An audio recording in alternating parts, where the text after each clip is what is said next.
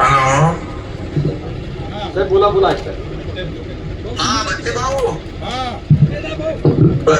बच्चे भाऊ जय महाराष्ट्र. जय जवान जय किसान.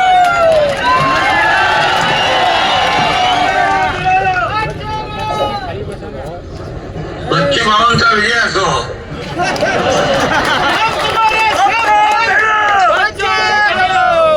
अरे बच्चे भाऊने आंदोलन केलं कर्जमाफीचं, म्हणून आम्ही मुख्यमंत्री महोदय, मी अजितदादा होते त्यावेळेस आम्ही बैठक घेतली आणि एक कमिटी केली आणि 30 जून पर्यंत अहवाल आणण्याचा निर्णय घेतला. पण या बजेटमध्ये कर्जमाफीचा निर्णय घेतला तो बच्चू भाऊनी आंदोलन शेतकऱ्यांसाठी केलं, म्हणून आम्ही तात्काळ जी घोषणा आम्ही केली होती कर्जमाफीची घोषणा जी केली होती, वचन दिलं होतं निवडणूक पूर्व काळात, निवडणुकीच्या वेळेस ते आम्ही पूर्ण केलं. याचं श्रेय देखील बच्चू भाऊला जात आहे.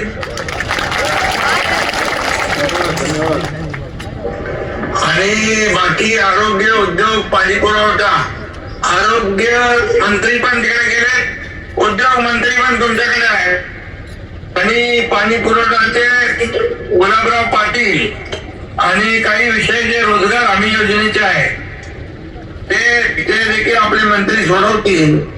स्कायवॉकचा विषय आहे, मेळघाटचा विकास आहे आणि मी स्वतः मुख्यमंत्री महोदयांना देखील या बाबतीमध्ये सांगतो आणि याच्यामध्ये मी स्वतः पाठपुरावा करून मुख्यमंत्री महोदयांकडून आपण जे जे काही विषय आहेत उरतील, काही विषय पॉलिसी मॅटर आहे ते आपण सोडवण्यासाठी सगळे प्रयत्न करू. पूर्ण टीम तुमच्या मताशी सहमत आहे.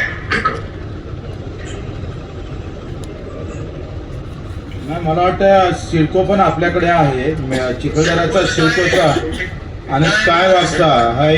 जर आपल्या सिडकोचं काम मी करतो माझ्याकडे अधिवेशन झाल्यानंतर लगेच बैठक घेतली पाहिजे, कारण सगळे लोक पायी आलो, 250 किलोमीटर आम्ही पायी चालत आलो.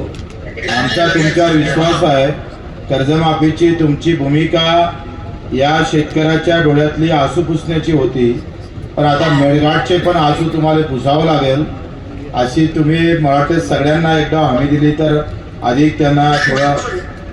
बिलकुल. बघा, सरकार आहे, तुमचं सरकार आहे, शेतकऱ्याचं आहे, सर्वसामान्यांचा आहे. त्यामुळे मेळघाटचा विकास, मेळघाटला मी आरोग्य मंत्री होतो तेव्हा गेलो होतो आणि मला तिकडची जाणीव आहे त्या भागाचा विकास आपल्याला करण्याची आवश्यकता आहे.